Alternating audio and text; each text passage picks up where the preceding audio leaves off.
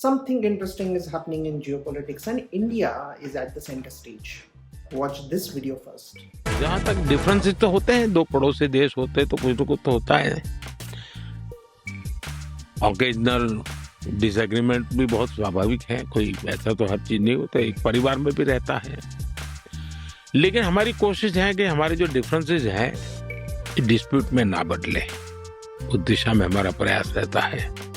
उसी प्रकार से हम डिस्कॉर्ड नहीं, डायलॉग, इसी पर बात कर बल देते हैं, तभी जाकर के एक स्टेबल कोऑपरेटिव रिलेशनशिप और दोनों ही देशों के लिए बेस्ट इंटरेस्ट में है।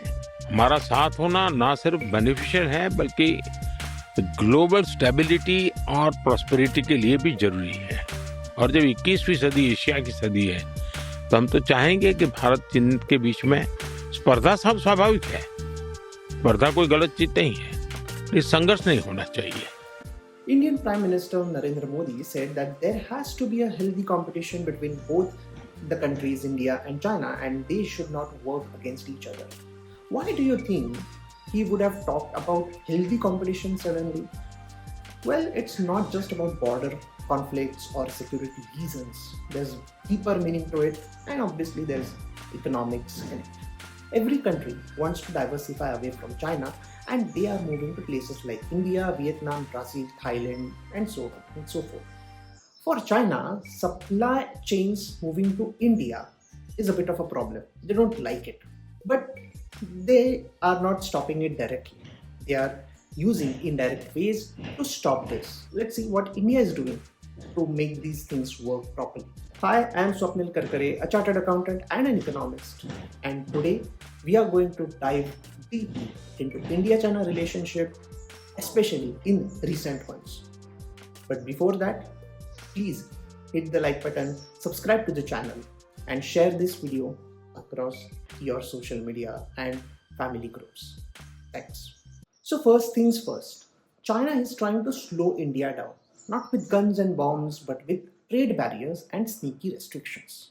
Let's break this down. After the violent border clashes in 2020 and 2021, India tightened rules around Chinese investments in India. Now China is hitting back to us, not officially, not with announcements, but with quiet moves. I'm going to refer Noah Smith's latest article titled China is trying to kneecap Indian manufacturing, Kylie Chan's article titled China is trying to reshape global supply chains, and Rhodium Group's research note titled The Next Generation of China's Outbound Investment. Firstly, let's understand some critical aspect about China's economy. Like any other country, China invests in other countries too, which is called outbound FDI or outward FDI. FDI is of two types, which is basically foreign direct investment, inward FDI or inbound FDI and outbound FDI. For example, for India, Apple investing in a factory in India is called inward FDI, and Tata Steel investing in a steel plant outside of India is outward FDI. Now, data tells us that from 2005 to 2021, around 70% of such announced outbound FDI were in the form of mergers and acquisitions, meaning Chinese companies acquired foreign company, and that's how most transactions took place. But now M&As are reducing while greenfield expansion is happening, meaning Chinese companies are not just now acquiring things, they by themselves are setting up factories, right? This is different because usually what happens is that if M&As are happening, which is mergers and acquisition, on a global level, the investment level is not changed, only the ownership is transferred. But when greenfield expansion happens, there is an increase in the investment level at a global level. Here's the chart from Rhodium's research. You can see that especially in the last couple of years, around 80% of outbound FDI is in the form of greenfield expansion. Another aspect of this investment is that up until 2018, around 60 to 80% of outward FDI transactions happened in advanced economies like US and Europe. But now, majority of them are happening in developing countries of Asia. Then there's third aspect of such investments. Recently, a lot of outward FDI took place in sectors related to electric vehicles and renewable energy. We already know that China is the largest manufacturers in this sector and it is expanding in other countries too. Why would that be? First, these are still sunrise sectors, meaning they are new. The tech is almost evolving. Second, fear of sanctions and tariffs and other type of isolation techniques used by the Western countries. We all know that China is the largest exporter of goods, especially in these sectors. And to avoid all these things, China is trying to safeguard itself so that it remains the go to supplier to the world directly or indirectly. So, the point of telling you all these things is that China is taking all the steps to ensure that it remains the export hub. But you will ask, so what is wrong with this? The main issue is that it is not allowing its own companies to invest in India. Again, there is no official document or diktat or anything. Indirectly, China wants its companies to go away from the Indian ecosystem. Now, let's see what it is doing. First, let us understand what is happening in the electronic sector. Foxconn, the company which manufactures iPhones, was all set to send Chinese engineers and workers to India so that they can train Indian workers in manufacturing iPhone and maybe other products also. But suddenly they have told them not to go. Some of the workers were already in India and they have been asked to pack up. They are sending Taiwanese workers instead. And it's not just about people. Even special machines, high-end equipment which are required for iPhone production, they are all stuck in China. Who's behind this? No one is saying it. Apple is quiet, Foxconn is quiet, Chinese government is quiet. But insiders are pretty sure that this is something China is doing. In a minute, I will tell you how India can fight back. But first, let us understand why would China not want India to grow? Simple. First reason is that India is a growing competitor in manufacturing. Second, companies like Apple are moving their production out of China and big chunk is coming to India. Simply put, they don't want to train Indian workers or develop manufacturing ecosystem within India. Because tomorrow, Indian workers and system will replace Chinese workers and Chinese factories. There are other examples too. China has told their automakers specifically not to invest in India. It is also making life of Indian solar equipment importers harder. Solar industry relies on China for all the raw materials. Around 80% of India's solar cells and manufacturing is imported from China. Imagine you are a boss of a company which manufactures solar panel and your key parts are stuck somewhere in customs in China for months and years. So they have this kind of control. This conflict is at a different level altogether. They are not sending companies, they are not sending workers, equipment, technology, and even critical minerals to India. Delays, rejections, silent roadblocks, all this is happening. And this is not a trade now. It is a cold bureaucratic war without a single bullet fired. And therefore, we saw Prime Minister talking about it. His body language and tone was calmer than usual. He made it very clear that India doesn't want any kind of hostility with China when it comes to trade and other matters. Now let's see what India can do. Currently, we don't have any silver bullet solution to this problem, but one thing that Modi did was to take a step forward and resume bilateral talks. I think that's a good solution.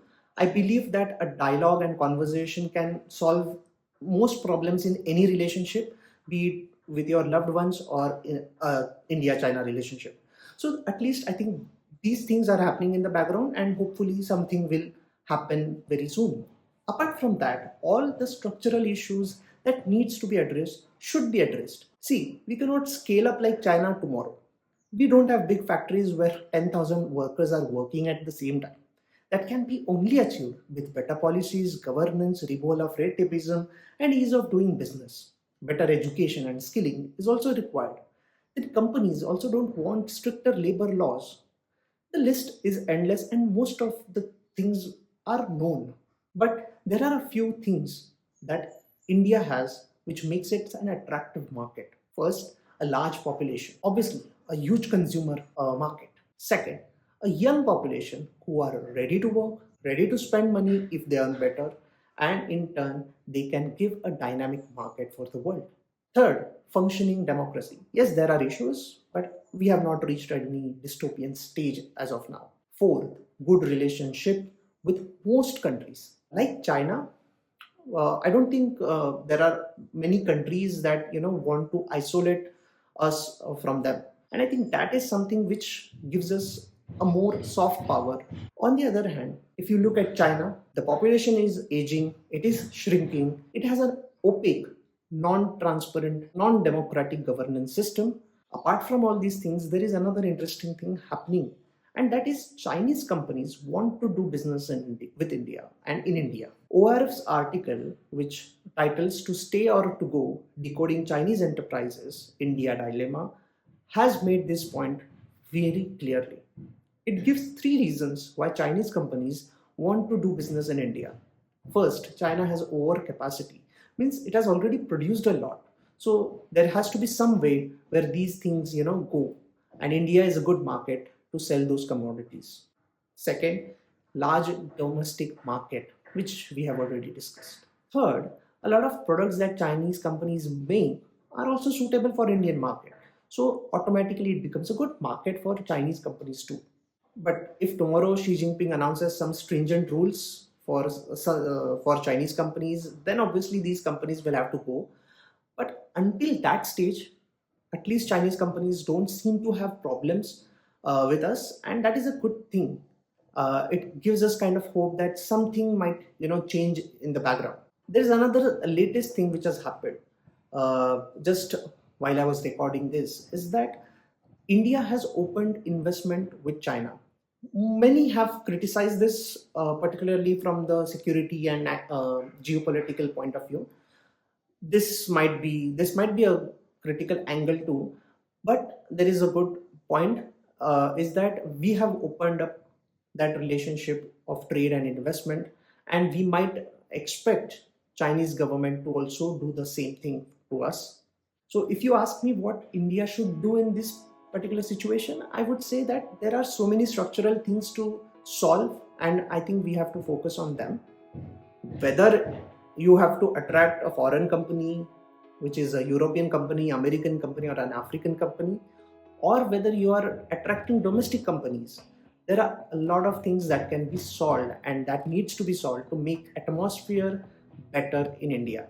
So I think addressing our own problems will obviously make us look more attractive for any company around the world.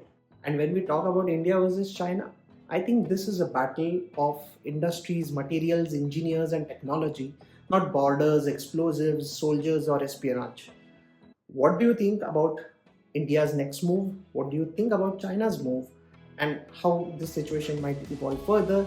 Let me know your thoughts in the comments below. And if you found this eye-opening, hit that like button, share it across with everyone, and subscribe to the channel and follow me on social media, because this is just getting started.